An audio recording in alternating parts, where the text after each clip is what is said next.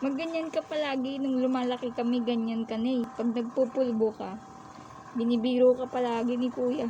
Ah, mama, nadapa ka na naman sa ano, harina. Huwag lang siran.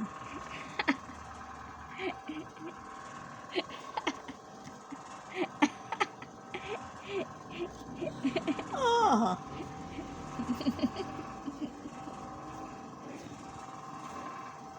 Sige. Di naman ako lalabas. Hindi mo ba ito papahirin? Yan.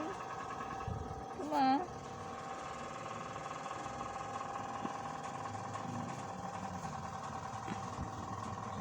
Punasan ko na lang ng bibig.